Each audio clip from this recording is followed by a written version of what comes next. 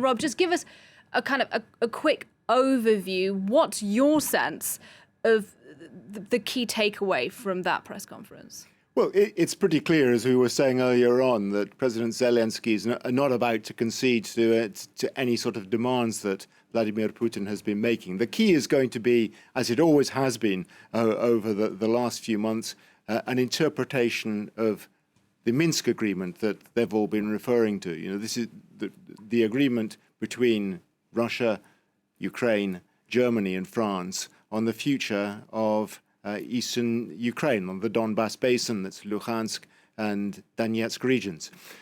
At the moment, they've managed to establish a sort of control line where, in theory at least, there haven't been military operations going on. There have been military operations, but much smaller than previously. So by and large, at least there's some degree of satisfaction that things haven't got out of control. But there's been very little progress towards a political solution. And that really is the key. And that when they're talking about further talks on the Minsk agreement, that's what they mean. The problem at the moment is that the interpretations of the Minsk agreement between, on the one hand, Ukraine and the other, Russia, are poles apart.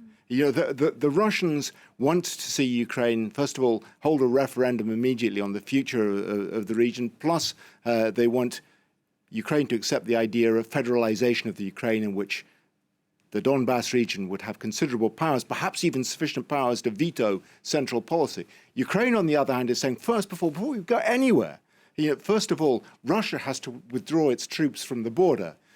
So that Ukraine has control of its own borders. And only then will it be possible to talk about holding elections or a referendum or anything like that. So, you know, the miles apart. And the Ukrainians at this stage not even prepared to talk to the separatists in eastern Ukraine. So the problem is going to be trying to pull those two things together. So, you know, there are two aspects to this, I think. You know, President Macron was talking about, obviously, Ukraine, because that's where he is today. But he wants to broaden the conversation out a bit as well. You know, he wants this to become a broader conversation about the security of Europe as a whole. And for him, as for President Putin, it has to be said, security is indivisible. In other words, NATO can't make advances at the expense of Russia and vice versa. That's going to be a really tough call, which is going to involve many more players, many more actors, of course, than just Ukraine and Russia. But the last bit, I think, is where he's hoping to get some sort of movement, and perhaps within that movement find some solution to the Ukrainian problem. Rob Parsons, thanks very much indeed for your first thoughts. I'm